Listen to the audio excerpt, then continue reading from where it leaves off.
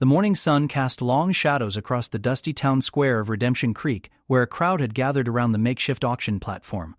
Clara Whitmore stood with her chin held high, her hands bound behind her back, refusing to let the tears that burned her eyes fall in front of these strangers. The auctioneer's voice boomed across the square, describing her as if she were livestock, listing her abilities like items in a catalog. "Strong back, good with numbers, can read and write better than most men in this town," the man called out, his tobacco-stained teeth visible as he grinned at the bidding crowd. "Starting bid is $50 for this fine specimen." Clara's stomach churned at the word specimen, but she kept her face like stone. 3 months ago, she had been living in Chicago, working as a bookkeeper for a small business, sending money home to her ailing mother. Then came the telegram that changed everything. Her mother had died, leaving behind debts that Clara never knew existed. The creditors had been swift and merciless, selling everything including the family farm to cover what was owed. With nowhere to go and no money to her name, Clara had made the desperate decision to indenture herself, selling her labor for 7 years to whoever would pay her debts and give her a chance at a new life. The contract agency had promised her a position with a respectable family, perhaps as a governess or household manager. Instead, she found herself on an auction block in a frontier town she'd never heard of, being sold like property to the highest bidder. The bidding started slowly. A few local farmers raised their hands, calling out numbers with the casual air of men buying a new plow. Clara tried not to look at their faces, tried not to imagine what kind of life awaited her in their rough hands. She focused instead on the mountains in the distance, their peaks still capped with snow despite the warming spring air. Then she heard a voice that cut through the others like a knife through butter. $100. The crowd fell silent, turning to look at the source of the bid. Clara couldn't help but follow their gazes, and her breath caught in her throat. Standing at the edge of the crowd was a man unlike any she had ever seen. Tall and lean, with dark hair that curled slightly at the collar of his worn leather jacket, he had the kind of presence that made people step aside without him having to ask. His boots were dusty from travel, and a gun hung low on his hip with the casual ease of someone who knew how to use it. But it was his eyes that captured Clara's attention. They were the deep blue-green of a mountain lake, and when they met hers across the crowd, she felt something stir in her chest that she couldn't name. There was no cruelty in those eyes, no hunger like she saw in some of the other faces. Instead, there was something that looked almost like sadness. 100 going once, the auctioneer called, clearly pleased with the unexpected windfall. Going twice, 125, called out Jeremiah Hawthorne, the wealthiest rancher in the territory. Clara had heard whispers about him while she waited in the holding area. He was known for working his hired hands to the bone and had gone through 3 wives, though no one seemed to know exactly what had happened to them. The stranger's jaw tightened almost imperceptibly. 150. Hawthorne's face reddened, but he raised his hand again. 200. Now the crowd was murmuring with excitement. This was more money than most of them saw in a year, and the bidding war between the mysterious stranger and the powerful rancher had everyone's attention. Clara felt sick, watching these men bid on her as if she were a prize mare. 250, the stranger said calmly, his voice carrying easily across the square despite not being raised. Hawthorne looked ready to bid again, but something in the stranger's posture made him reconsider. The man's hand rested casually near his gun, and though his expression remained neutral, there was a subtle warning in his stance that even a fool like Hawthorne couldn't miss. "Sold to the gentleman in the leather jacket for $250, the auctioneer declared, bringing his gavel down with a sharp crack. As the crowd began to disperse, Clara found herself being led down from the platform by one of the auctioneer's assistants. Her legs felt unsteady after standing for so long, and the reality of what had just happened was beginning to sink in. She had been bought. For the next 7 years, this stranger owned her labor, her time, her very life. The man who had purchased her approached slowly, pulling a leather pouch from his jacket. He counted out the money with methodical precision, each coin clinking against the wooden table where the auctioneer waited. Clara noticed that his hands were scarred but clean, with long fingers that suggested he was capable of both gentleness and violence. "Pleasure doing business with you, mister," the auctioneer prompted. "Dalton," the man replied simply. "Jake Dalton." As the paperwork was completed, Clara stood silently studying her new owner. Jake Dalton looked to be in his early 30s, with lines around his eyes that spoke of long days in the sun and hard nights under the stars. There was something about him that suggested he was more than just a cowboy, some quality that set him apart from the other rough men she had seen in this frontier town. When the transaction was finished, Jake finally approached her. He was even taller up close, and Clara had to tilt her head back to meet his eyes. For a long moment, they simply looked at each other, sizing each other up like two fighters before a match. "I suppose you think you own me now," Clara said, her voice steady despite the fear that coursed through her veins. Jake's expression didn't change, but she thought she saw a flicker of something in his eyes. Amusement, perhaps, or respect for her boldness. "The law says I do," he replied, his voice low and gravelly. "For 7 years, according to this contract." Clara felt her temper flare, the same fire that had gotten her into trouble more times than she could count. "Let me make one thing clear, Mr. Dalton. You may have bought my labor, but you didn't buy me. I answer to no one." The words hung in the air between them like a challenge. Around them, the few remaining townspeople had gone quiet, clearly expecting Jake to put the uppity woman in her place. Men like him didn't tolerate defiance from their property. Instead, Jake surprised everyone, including Clara. The corner of his mouth quirked up in what might have been the beginning of a smile, and he nodded slowly, as if approving of something he heard in her voice. "We'll see about that, miss." He paused, waiting for her to fill it. "Whitmore," Clara said, lifting her chin another inch. "Clara Whitmore." "Miss Whitmore," Jake repeated, as if testing the name. "My horse is waiting. Time to go home." He turned and walked toward the edge of the square, where a magnificent black stallion stood waiting. The horse was clearly well cared for, its coat gleaming in the afternoon sun. It stamped impatiently as Jake approached, as if eager to leave this dusty town behind. Clara followed, her mind racing. Home. What did that mean now? Where was he taking her? What kind of work would she be expected to do? The contract had been vague, stating only that she would provide labor, as directed by her employer for a period of 7 years, in exchange for room, board, and the payment of her debts. Jake untied the horse and swung up into the saddle with fluid grace. Then he looked down at Clara, extending his hand. "You'll ride behind me." Clara stared at his offered hand, then at the horse.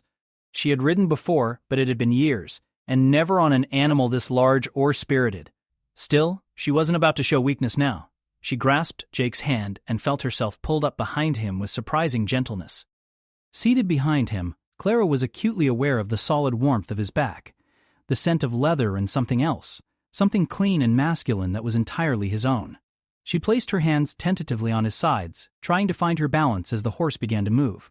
They rode out of Redemption Creek in silence, heading west toward the mountains. The town fell away behind them, and soon they were surrounded by rolling hills covered in tall grass that waved in the afternoon breeze. Clara had never seen country like this before, wild and beautiful and seemingly endless. As they rode, Clara found herself studying the man who now controlled her fate.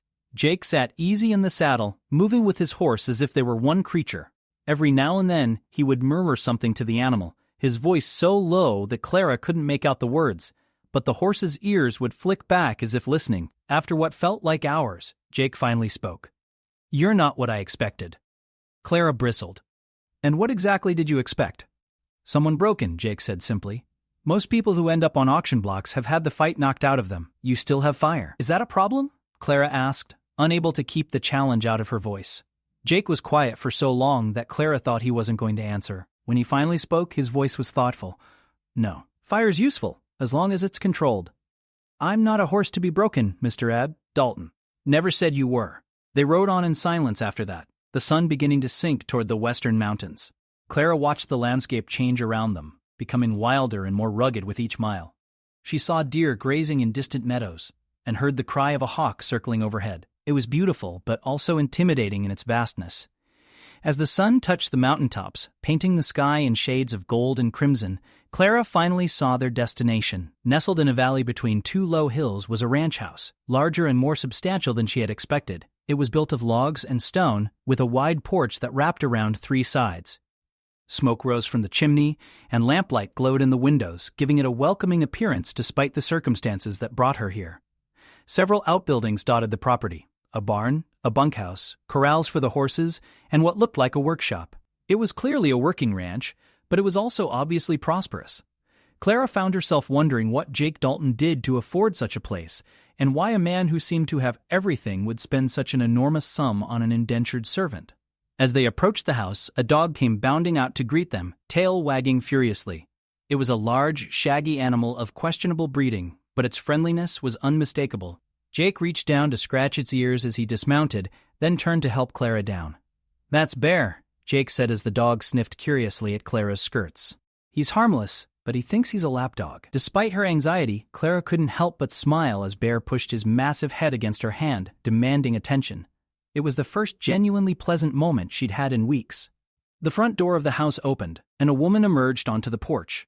She was perhaps 60 years old, with silver hair pulled back in a neat bun and kind eyes that crinkled at the corners. She wore a simple brown dress covered by a spotless white apron, and she moved with the efficiency of someone accustomed to running a household. "About time you got back," the woman called out. "Supper's been ready for an hour." Her gaze moved to Clara, taking in everything from her travel-stained dress to her weary posture. "This must be the young lady you went to fetch." "Clara Whitmore," Jake said by way of introduction.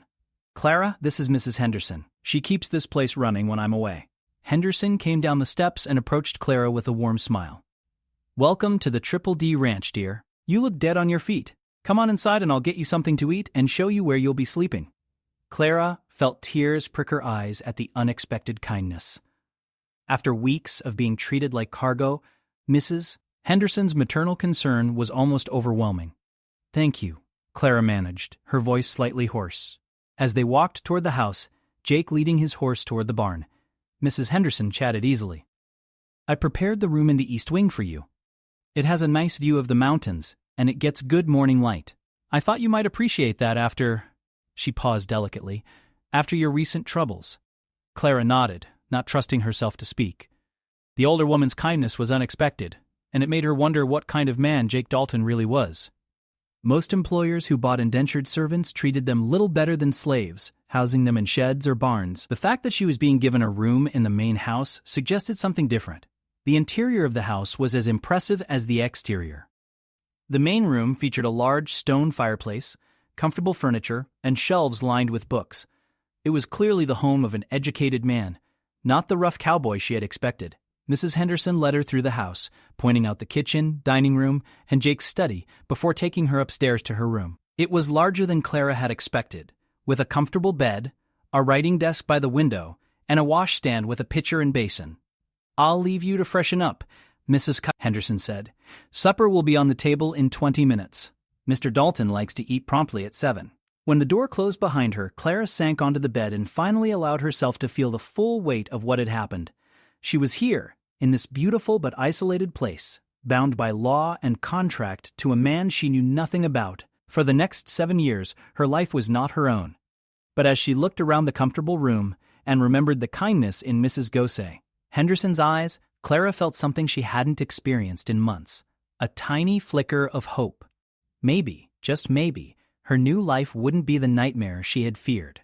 Clara woke before dawn to the sound of roosters crowing in the distance. For a moment, she lay still in the comfortable bed, momentarily forgetting where she was. Then reality crashed back over her like a cold wave, and she sat up abruptly, her heart racing. Today would be her first full day at the Triple D Ranch, her first day as Jake Dalton's property. She dressed quickly in the simple work dress that Mrs. Henderson had left for her, braiding her dark hair into a practical plait. The mirror above the washstand reflected a face that looked older than her 23 years, with worry lines that hadn't been there a few months ago, but her green eyes still held their fire, and she straightened her shoulders with determination. Whatever lay ahead, she would face it with dignity. The kitchen was already bustling with activity when Clara made her way downstairs. Mrs. Henderson stood at the massive cast-iron stove, flipping pancakes with practiced ease, while a young Mexican woman Clara hadn't met the night before set the table. "Good morning, dear," Mrs. D. Henderson called cheerfully. "I hope you slept well. This is Maria, my helper in the kitchen." Maria looked up from her work and smiled shyly. She appeared to be about Clara's age, with long black hair and warm brown eyes. "Buenos dias, señorita," she said softly. "Good morning," Clara replied, wondering what her role would be in this household. "What would you like me to do?" "Mrs. Myers." Henderson waved her toward the table. "Sit and eat first. Mr. Dalton will want to speak with you after breakfast about your duties. For now, just get your strength back." Clara took a seat at the long wooden table, accepting a plate piled high with pancakes, eggs, and thick bacon. It was more food than she'd seen in weeks, and despite her anxiety, her stomach growled appreciatively. As she ate, she listened to the easy chatter between Mrs. Henderson and Maria, learning small details about the ranch's operation. The Triple D employed about a dozen men, most of whom lived in the bunkhouse. They raised cattle and horses, with Jake handling most of the horse training himself. There was also a substantial vegetable garden, chickens, and a small orchard that Mrs. Henderson tended with obvious pride. Mr. Dalton built most of this place himself, Mrs. Henderson said as she refilled Clara's coffee cup. When he first came here 5 years ago, there was nothing but empty land. Now look at it. Where did he come from? Clara asked, curious despite herself. Mrs. Henderson's expression became more guarded. He doesn't talk much about his past, but I can tell you he's a good man, fair to his workers and honest in his dealings. You could have done much worse yesterday. Before Clara could ask more questions, the kitchen door opened and Jake strode in, bringing with him the scent of horses and hay. He had obviously been up for hours checking on the animals and beginning the day's work. His dark hair was slightly damp, as if he'd splashed water on his face at the pump, and his clothes were already dusty. "Morning, Mrs. H," he said, accepting a cup of coffee and a plate of food. His eyes found Clara's across the table. "Miss Whitmore, ready to earn your keep?" Clara's spine straightened at his tone, which wasn't unkind but was clearly all business. "I'm ready for whatever work you have in mind." Jake studied her for a moment, taking in her determined expression and the way she held herself. "Can you really read and write as well as that auctioneer claimed?" "Better," Clara said without false modesty. "I kept books for Morrison's Dry Goods in Chicago for 3 years. I can handle correspondence, inventory, accounting, whatever you need." "Good. My bookkeeping is a disaster. Haven't had time to properly organize the ranch's finances since I started this place." Jake finished his breakfast quickly and stood. "Come on, I'll show you the office." Clara followed him through the house to a room she hadn't seen the night before. It was clearly Jake's domain, with a large desk covered in papers, ledgers scattered on every available surface, and a gun cabinet in one corner. The chaos was impressive and daunting. "As you can see, I'm better with horses than with numbers," Jake said dryly. "I need someone to make sense of this mess, keep track of expenses and income, handle correspondence with buyers and suppliers. Think you can manage that?" Clara walked to the desk and picked up one of the ledgers, flipping through pages of Jake's scrawled entries. His handwriting was actually quite good, but his organizational system was non-existent.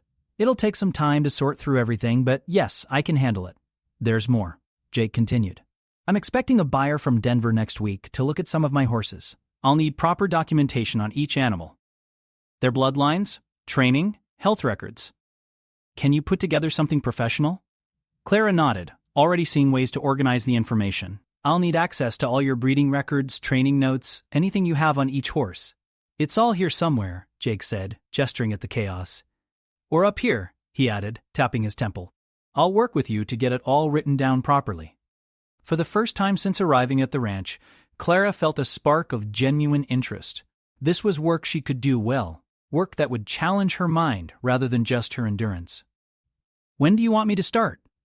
Now Jake said simply, "But first, let me show you the rest of the operation so you understand what you're documenting."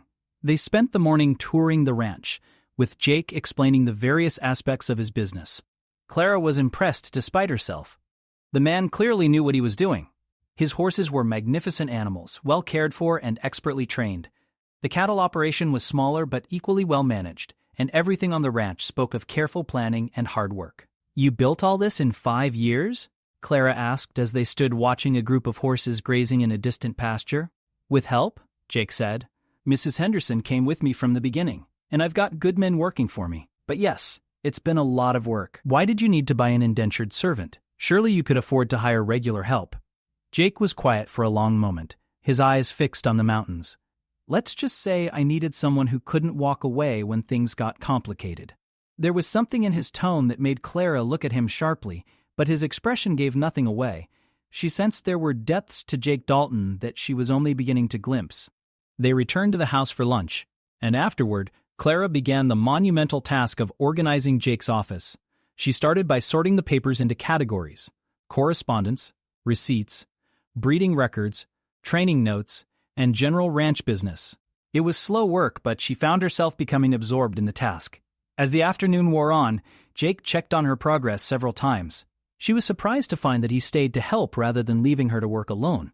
He pulled up a chair beside the desk and began dictating information about various horses, their personalities, their training progress, and their sale potential. "Thunder's Dam was a Mustang mare I caught myself up in the high country," Jake said, referring to a magnificent black stallion Clara had seen that morning. "Wild as the wind when I found her, but she had the best conformation I'd ever seen. Took me 6 months to gentle her enough to handle her safely." Clara looked up from her notes. "You trained her yourself?" Couldn't afford to hire it done back then. Had to learn as I went. Jake's expression grew thoughtful. Learned that horses are a lot like people. They respond better to patience and respect than to force. Is that your philosophy for everything? Clara asked, meeting his eyes directly. Jake held her gaze for a moment that stretched longer than necessary. Most things, he said finally. As the days passed, Clara found herself settling into a routine at the Triple D Ranch. Her mornings were spent in Jake's office, bringing order to the chaos of his business records. Afternoons often found her working alongside Mrs. Cause, Henderson in the garden, or helping Maria with household tasks. Though it was clear that her primary value lay in her skills with numbers and letters, the work was challenging and satisfying in a way that surprised her. Jake proved to be an intelligent and thoughtful businessman, despite his casual appearance and rough manners. His questions about profit margins and investment strategies showed a sharp mind for commerce that belied his cowboy exterior. What surprised Clara most was how Jake treated her. Despite owning her labor and having every legal right to command her absolute obedience, he spoke to her as an equal when they worked together. He asked for her opinions on business matters, listened to her suggestions about organization and efficiency, and never once raised his voice or made her feel like property. But Clara didn't mistake his courtesy for weakness or friendship. There was always an undercurrent of authority in their interactions, a reminder that he could change the terms of their relationship at any moment if he chose. She remained wary, waiting for him to show his true nature. The test came sooner than expected. It was a Thursday morning, nearly 2 weeks after her arrival, when Jeremiah Hawthorne rode up to the ranch house with 2 of his men. Clara was working in the office when she heard horses approaching, and she looked out the window to see the man who had bid against Jake at the auction. Hawthorne was a large man with an expensive suit that looked out of place on horseback, and small, calculating eyes that missed nothing. Even from a distance, Clara felt a chill of recognition and fear. This was the man who might have owned her if Jake hadn't outbid him. She heard voices on the front porch, Jake's calm and steady, Hawthorne's louder and more aggressive. Unable to make out the words, Clara moved closer to the window, her heart beginning to race. "I'm telling you, Dalton, you made a mistake," Hawthorne was saying. "That woman belongs with someone who knows how to handle her properly. You're too soft, letting her work in your house like she's family instead of property." "Miss Whitmore's arrangements are none of your concern," Jake replied, his voice carrying a warning that even Clara could hear. "Everything in this territory is my concern," Hawthorne shot back. "I'm offering you $500 for her contract, double what you paid, and you can put the money towards something useful." Clara's blood ran cold. $500 was a fortune, more money than most people saw in a lifetime. Surely Jake would be tempted by such an offer. "She's not for sale," Jake said simply. "Come now, be reasonable. What do you really need with an educated woman? Get yourself a Mexican girl who knows her place and won't give you trouble. This one's got too much fire for ranch life."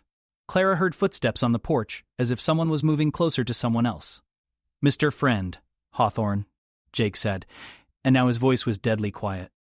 "You're on my land, and you've made your offer. I've declined. I suggest you mount up and ride back to your own place before this conversation takes a turn we'll both regret." There was a moment of tense silence, then Hawthorne's bitter laugh. "You'll regret this, Dalton. Mark my words. That woman will bring you nothing but trouble, and when she does, don't expect me to bail you out." Clara heard the sound of horses departing at a gallop, but she remained frozen by the window, her mind reeling. Jake had turned down an enormous sum of money to keep her contract, but why? What did he want from her that was worth more than $500? The office door opened, and Jake entered, his expression grim. He stopped short when he saw Clara standing by the window, and his jaw tightened. "How much of that did you hear?" he asked. "Enough," Clara said, lifting her chin defiantly. "He offered you $500 for my contract." "He did. That's a lot of money." "It is." Clara waited for him to explain, to tell her why he had refused such a generous offer, but Jake remained silent. Finally, her frustration boiled over. "Why?" she demanded. "Why did you turn him down? What do you want from me that's worth that much money?" Jake studied her for a long moment, his blue-green eyes unreadable. When he spoke, his voice was quiet but firm. "Maybe I just don't like being told what to do with my property any more than you do." The words hit Clara like a slap. Property. That's what she was to him, nothing more. The courtesy he'd shown her, the way he'd treated her as an equal, it was all just his way of managing his investment. She felt her cheeks burn with humiliation and anger. "Of course," she said stiffly. "Your property." Jake's expression softened slightly, as if he realized how his words had sounded. Clara, Miss Whitmore, she corrected sharply. If I'm your property, let's maintain proper boundaries, shall we? She turned back to the desk and picked up her pen, her hand trembling slightly with suppressed emotion. After a moment, she heard Jake's footsteps crossing the room, then the soft click of the door closing behind him. Clara stared at the papers in front of her, the numbers blurring through unshed tears. She had been foolish to think that Jake Dalton was any different from other men who bought and sold human beings. He might be more polite about it, might treat her better than Hawthorne would have, but at the end of the day, she was still property to be bought, sold, or kept as he saw fit. The fire that had sustained her through all her recent trials flared higher. She would serve out her contract because she had no choice, but she would never again make the mistake of thinking Jake Dalton saw her as anything more than a well-trained animal that happened to be useful with numbers. Outside, she could hear Jake talking to his horses in the corral, his voice gentle and patient. Clara wondered bitterly if he spoke to his livestock with more affection than he'd ever shown to her. The thought made her grip her pen so tightly that her knuckles turned white. 7 years suddenly seemed like an eternity. The weeks following Hawthorne's visit passed in a haze of cold politeness between Clara and Jake. She performed her duties with mechanical efficiency, organizing his books, managing correspondence, and preparing the detailed documentation he needed for potential buyers. But the easy camaraderie they had begun to develop was gone, replaced by a formal distance that Mrs. Henderson noticed immediately. "You two are dancing around each other like cats in a thunderstorm," the older woman commented one morning as Clara helped her with the breakfast dishes. "What happened?" Clara kept her eyes on the plate she was drying. "Mr. Hooker, Dalton reminded me of my place, that's all. It's better this way, cleaner." Mrs. Henderson made a sound of disapproval. "That boy's got about as much sense as a rock sometimes. Whatever he said, I'm sure he didn't mean it the way you heard it. He called me his property, Mrs. Demon Henderson. I think his meaning was quite clear." The older woman was quiet for a moment, then set down her washcloth and turned to face Clara directly. "Child, let me tell you something about Jake Dalton. When I first met him 5 years ago, he was half dead from a bullet wound and running from something that put shadows in his eyes that are still there today. He's got reasons for keeping people at a distance, reasons that have nothing to do with you." Clara looked up, curiosity overriding her hurt feelings. "What kind of reasons?" Mrs. Tommy Henderson shook her head. "That's his story to tell, not mine. But I will say this. In all the time I've known him, I've never seen him look at anyone the way he looks at you when he thinks no one's watching." Before Clara could ask what she meant, the kitchen door opened, and Jake himself walked in, bringing with him the crisp morning air and the scent of horses. His eyes found Clara's briefly, then skittered away as they had been doing for days. "The buyer from Denver will be here this afternoon," he announced, accepting a cup of coffee from Mrs. Press. "Henderson, is that documentation ready?" "It's been ready for 3 days," Clara replied stiffly, not looking at him. "The portfolios are on your desk, organized by horse and including all the information you requested." "Good." Jake hesitated, as if he wanted to say something more, then apparently thought better of it. "I'll be in the south pasture until noon if anyone needs me." After he left, Mrs. Henderson gave Clara a knowing look. "See what I mean? That man's tied up in knots over you, and you're too stubborn to see it." Clara turned back to the dishes, but her mind was churning. Was Mrs. Henderson right? Had she misunderstood Jake's words that day? She thought back to their confrontation, trying to remember exactly what he had said and how he had said it. The buyer from Denver turned out to be a well-dressed gentleman named Patterson who knew good horseflesh when he saw it. Clara watched from the office window as Jake led him through the corrals, showing off the ranch's finest animals. Even from a distance, she could see Jake's pride in his horses and his skill at presenting their best qualities.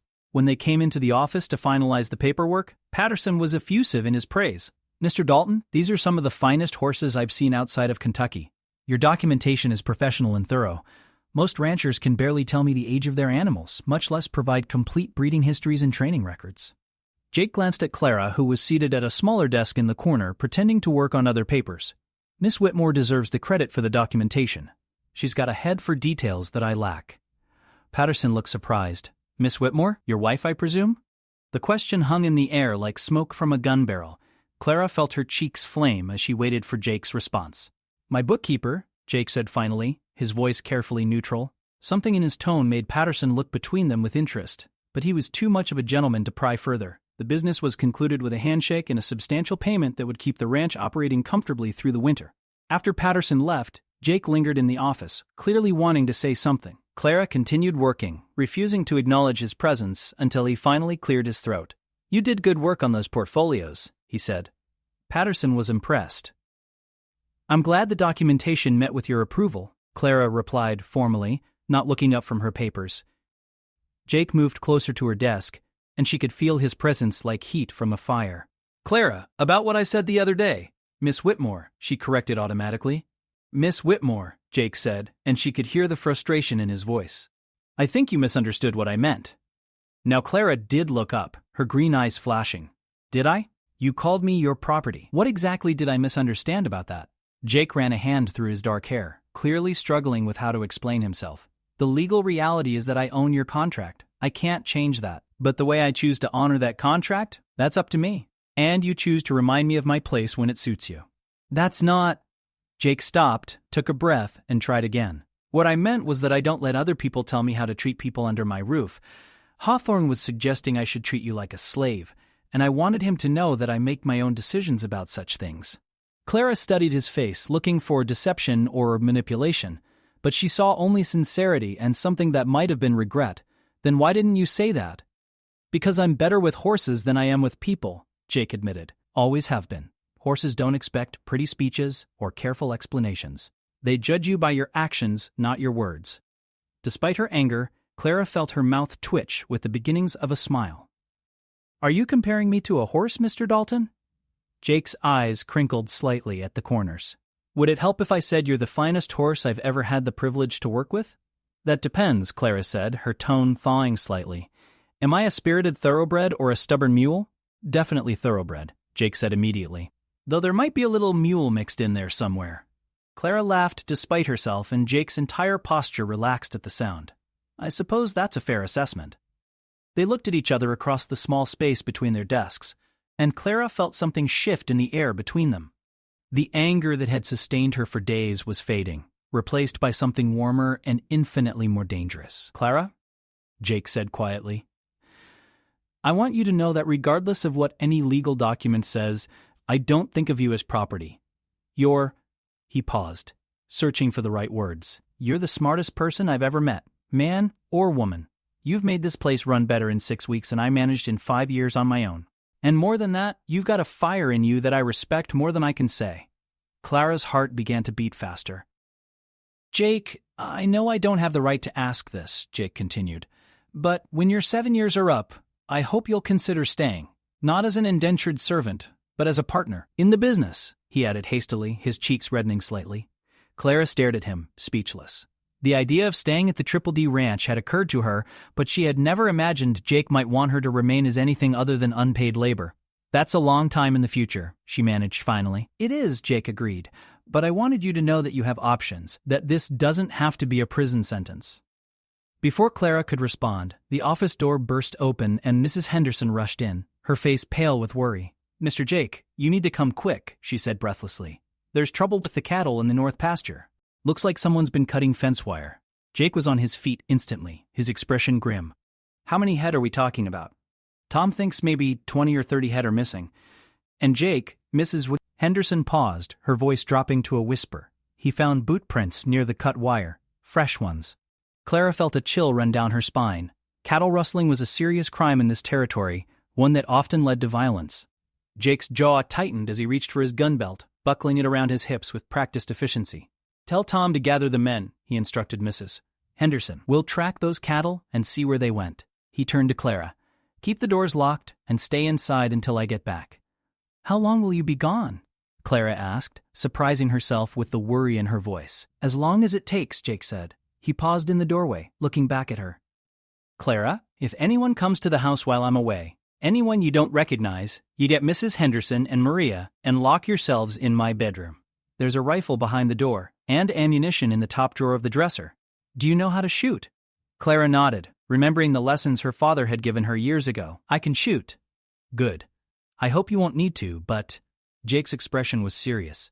"I've got a feeling this isn't random cattle theft. Someone's sending me a message." After he left with his men, Clara found herself unable to concentrate on work. She kept thinking about Jake's words, both about the cattle theft and about their earlier conversation. The idea that he saw her as a potential partner rather than property was both thrilling and terrifying. It opened up possibilities she had never dared to consider. But first, they had to survive whatever was coming. As the afternoon wore on, Clara found herself checking the windows frequently, watching the horizon for signs of Jake's return. Mrs. Huska, Henderson and Maria went about their work with forced normalcy, but Clara could see the tension in their movements, the way they startled at every small sound. It was nearly sunset when she saw riders approaching the ranch. For a moment, her heart leaped, thinking Jake had returned. Then she recognized the lead rider, and her blood turned to ice. Jeremiah Hawthorne was coming, and he had at least 6 men with him. Clara ran through the house, calling for Mrs. Knobb, Henderson, and Maria. "They're coming," she said when the 2 women appeared. "Hawthorne and his men. We need to get to Jake's room, now." Mrs. Henderson's face went pale, but she didn't argue. The 3 women hurried upstairs, locking the bedroom door behind them. Clara retrieved the rifle from behind the door, checking to make sure it was loaded while Mrs. Delacutis passed. Henderson and Maria crouched by the window. Heavy footsteps crossed the porch below, followed by pounding on the front door. "Open up!" Hawthorne's voice boomed. "I know you're in there." Clara positioned herself by the bedroom window, which offered a clear view of the front yard. She could see Hawthorne's men spreading out around the house, clearly prepared for trouble. "What do you want, Hawthorne?" Clara called down, proud that her voice remained steady. "You, woman. Dalton's not here to protect you now, and it's time you came with people who know how to handle your kind properly." "I'm not going anywhere with you," Clara replied firmly. Hawthorne's laughter was ugly. "You don't have a choice. Those cattle that went missing today? That was me, drawing Dalton away so we could have a private conversation. By the time he gets back, you'll be long gone." Clara felt sick. Hawthorne had orchestrated the whole thing, stealing Jake's cattle just to get him away from the ranch. She thought of Jake and his men tracking the stolen animals, walking into what might be a trap, and her grip tightened on the rifle. "You're making a mistake, Hawthorne," she called. "Jake will come after me. Let him try. By tomorrow morning, you'll be across the state line and married to my foreman. Once you're his wife, even Dalton can't touch you. Of course, if you prefer, we can do this the hard way." Clara heard the sound of breaking glass from downstairs. They were coming in. "Stay down," she whispered to Mrs. Call. Henderson and Maria then moved to a better position by the window. She could hear men moving through the house below, their voices rough and confident. Footsteps on the stairs. They were coming up. The bedroom door rattled as someone tried the handle, then a heavy shoulder hit it. The wood creaked, but held. Clara raised the rifle, aiming at the door. "Last chance, woman," Hawthorne called. "Come out now and no one gets hurt." Clara's answer was to pull back the hammer of the rifle with a loud click that could be heard through the door. "Have it your way," Hawthorne snarled. The door exploded inward as 2 men hit it with their combined weight. Clara fired, and the first man through the doorway spun around and fell. The second man dove to the side, cursing. "She's got a rifle," he yelled. Clara worked the bolt, chambering another round. Her father had been right to teach her to shoot. She might die here tonight, but she wouldn't go quietly. More men appeared in the doorway, but they hesitated now, knowing she was armed and willing to fight. In that moment of pause, Clara heard something that made her heart leap with hope. Gunfire from outside. A lot of it. "What the hell?" one of Hawthorne's men said, moving to the window. The sound of running horses filled the air, along with shouts and more gunshots. Someone had arrived, and from the panic in the voices below, it wasn't reinforcements for Hawthorne. "Jake," Clara whispered, hardly daring to hope. Heavy footsteps on the porch, but moving differently now. Fast, urgent, but not stealthy. The front door slammed open. "Clara!" Jake's voice echoed through the house, rough with worry and anger. "Up here!" she called back, never taking her eyes or her rifle off the men in the doorway. More gunfire from outside, then silence. After what felt like an eternity, Jake appeared at the top of the stairs, his gun drawn and his face like thunder. When he saw the scene in his bedroom, his expression became deadly. "Step away from the ladies, gentlemen," he said quietly. Hawthorne emerged from behind his men, his expensive suit torn, and his face twisted with rage. "This isn't over, Dalton. You can't watch her forever." "Actually, I can," Jake said, never wavering in his aim, "because Clara just became my wife." The words hit the room like a lightning strike. Even Clara gasped in shock. "What?" Hawthorne sputtered. Jake reached into his vest and pulled out an official-looking document. "Married by proxy this afternoon in town, while you were busy stealing my cattle. Witnessed and recorded. Which means, Mr. Hawthorne, that you just broke into my home and threatened my wife. That's a hanging offense in this territory." Clara stared at Jake, her mind reeling. Married? How was that possible? Hawthorne's face had gone ashen. Even he wouldn't dare to harm another man's legal wife, especially not Jake Dalton's. The consequences would be swift and final. "You're bluffing," Hawthorne said, but his voice lacked conviction. Jake smiled, and it wasn't a pleasant expression. "Try me." The sound of more men entering the house below settled the matter. Jake's ranch hands had returned, and from the sounds of it, they'd dealt with Hawthorne's men outside. "Boss," Tom's voice called from downstairs. "Up here, Tom. We've got some trash that needs to be taken out." Within minutes, Hawthorne and his surviving men were disarmed and marched outside. Clara watched from the window as they were loaded onto their horses and escorted off the property with clear instructions never to return. When the dust settled and quiet returned to the ranch, Clara found herself alone with Jake in his bedroom. She was still holding the rifle, and her hands were shaking with reaction. Gently, Jake took the weapon from her and set it aside. "Are you hurt?" he asked, his voice soft with concern. Clara shook her head, not trusting her voice. Now that the danger was over, the full impact of what had happened was hitting her. She could have died tonight. Mrs. Henderson and Maria could have been hurt. And Jake, the marriage certificate, she managed finally. "Is it real?" Jake's expression became carefully neutral. "It's real. Judge Patterson owed me a favor, and when I realized what Hawthorne was planning, I thought it was the best way to protect you legally. But we never." Clara's cheeks burned. "I mean, we weren't even—" "I know," Jake said quietly. "It's just a piece of paper, Clara. It doesn't have to change anything between us if you don't want it to. When your 7 years are up, we can have it annulled quietly. No one ever has to know it happened." Clara looked at him, this man who had just risked everything to save her, who had married her to protect her from another man's greed, and who was now offering to pretend it had never happened if that's what she wanted.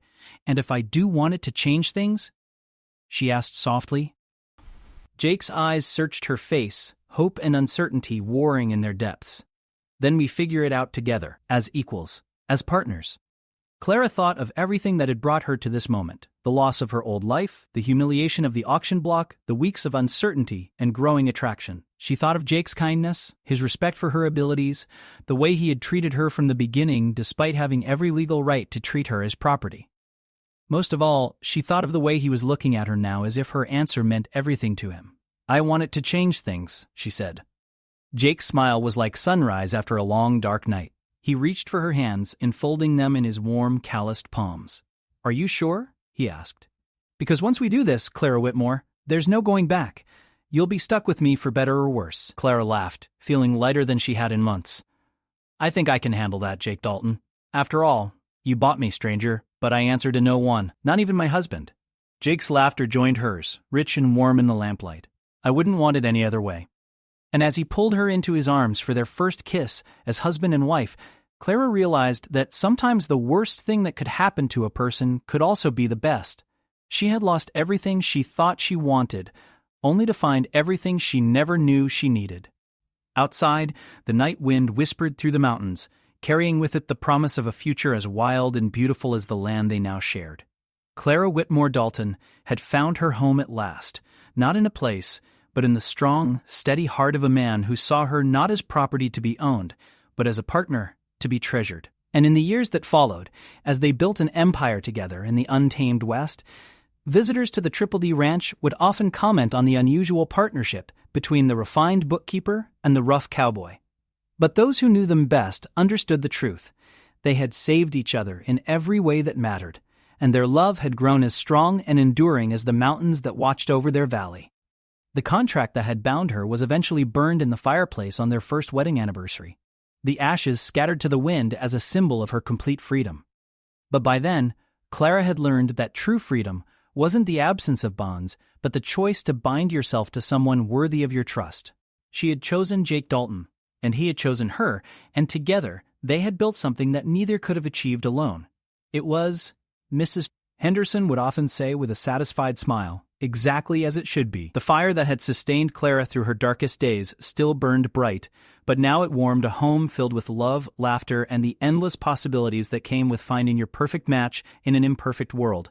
And if sometimes she still declared that she answered to no one, Jake would only smile and agree, knowing that she had chosen to answer to her own heart, which had led her straight to him.